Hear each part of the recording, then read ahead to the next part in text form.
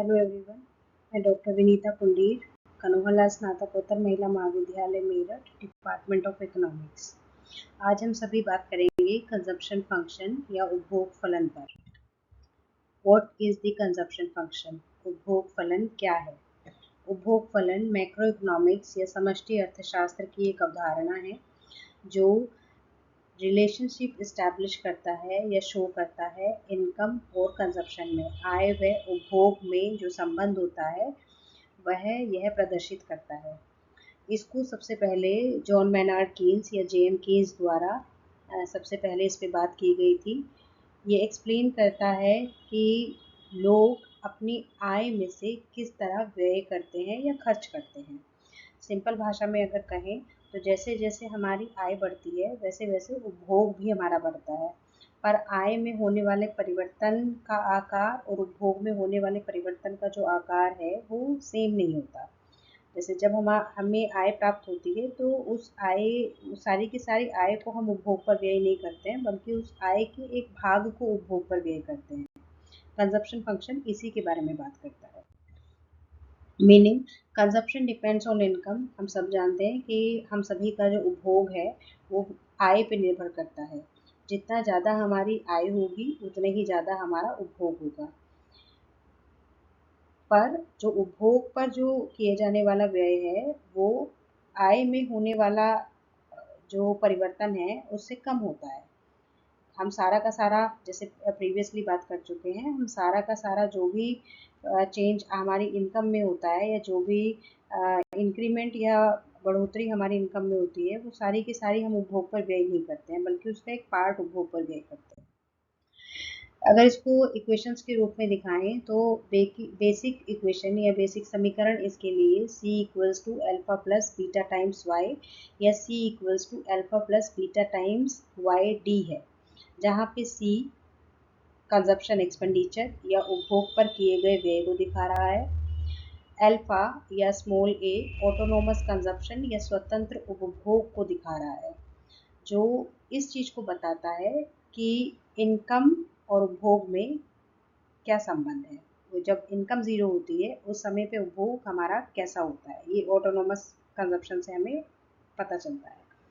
Beta या small B जो है वो कंजप्शन में होने वाले चेंज को दिखाता है, जिसे हम टेक्निकल भाषा में MPC या मार्जिनल प्रोपेंसिटी टू कंज्यूम या हिंदी में कहें तो उपभोग की सीमांत प्रवृत्ति के रूप में जानते हैं।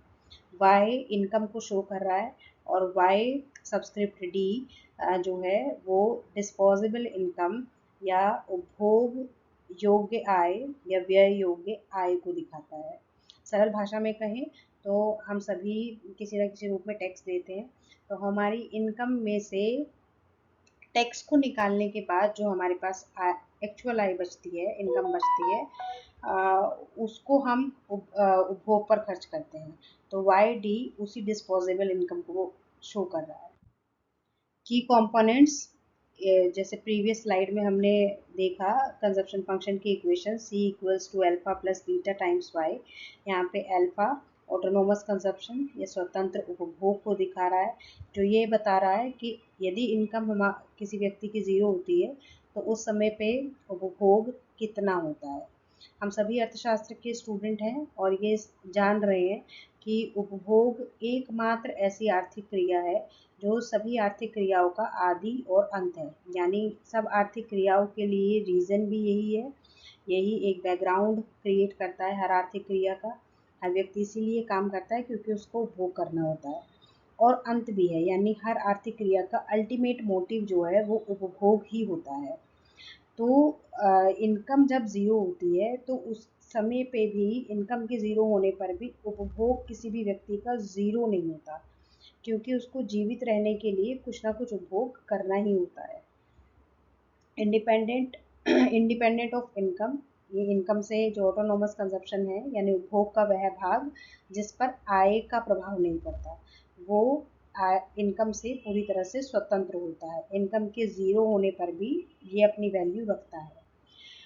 जब किसी व्यक्ति का इनकम ज़ीरो होती है अगर, तो उस समय पे वो उपभोग उसको करना ही होता है, तो वो कैसे उपभोग करेगा? या तो वो अपनी बचाई हुई जो प्रीवियस उसकी बचत है उसमें से वो निकालेगा, यानी उस सेविंग्स को डिससेव करेगा, या फिर वो उधार लेगा, ऋण लेगा, बोरो करेगा, ऋण लेकर उधार कंज्यूम करेगा, पर वो कंज्यूम जरूर करेगा। यही ऑटोनोमस कंजप्शन है।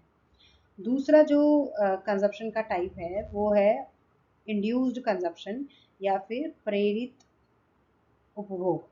जैसा कि उसका शाब्दिक अर्थ भी ही बता रहा है कि ये जो उपभोग होता है वो आय से प्रेरित होता है, यानी जैसे जैसे उपभोक्ता की आय में परिवर्तन होता है वैसे वैसे उपभोग का स्तर भी उपभोक्ता का बढ़ता जाता है। ठीक है। ये डिपेंड करता है इनकम पर। रिप्रेजेंट हम इसको करते हैं बीटा टाइम्स वाई से, जहाँ पे जो बी है वो उपभोग की सीमांत प्रवृत्ति यानी एमपीसी को डिनोट कर रहा है। इसकी वैल्यू सामान्यतः 0 से 1 के बीच में होती है। जो प्रीवियस स्लाइड में हमने अभी कंजप्शन फंक्शन की समीकरण देखी है उसको हम ग्राफिकल वे में भी प्रेजेंट कर सकते हैं। यहाँ पे ओ वाई डी एक्स जो किस एक्स अक्ष को डिनोट कर रहा है, एक समानांतर लाइन है, और ओ सी अक्ष या फिर वाई एक्सिस को डिनोट कर रहा है।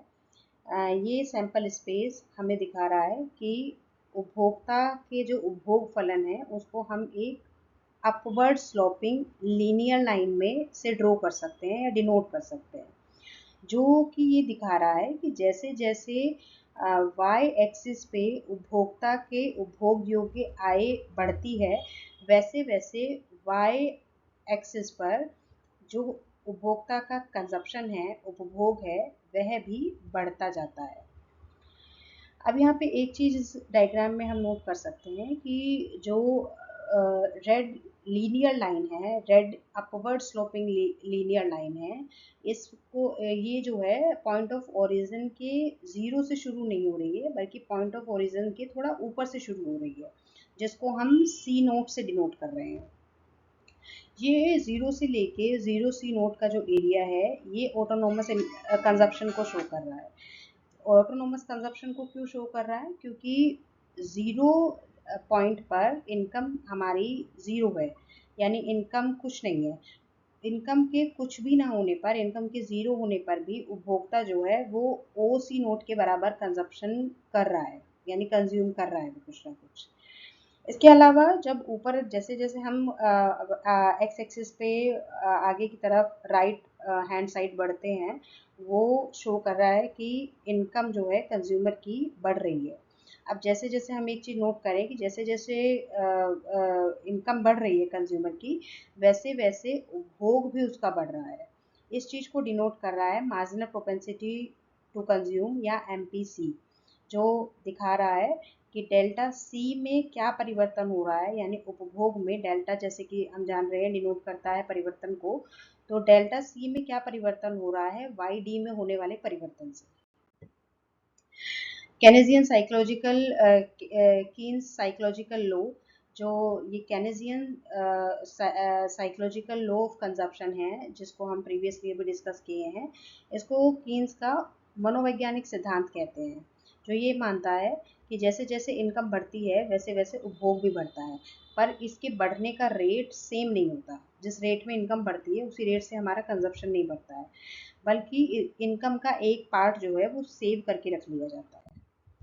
इस सिद्धांत की कुछ अजम्पशंस हैं, कुछ मान्यताएं हैं जो इस तरह हैं। Consumption depends mainly on income, जो उपभोग है वो मुख्यतः जो है इनकम पर डिपेंड करता है। एमपीसी कांस्टेंट होता है, उपभोग की सीमांत प्रवृत्ति सामान्यतः निश्चित होती है। शॉर्ट रन एनालिसिस है, हम दीर्घकाल में इसकी स्टडी नहीं करते।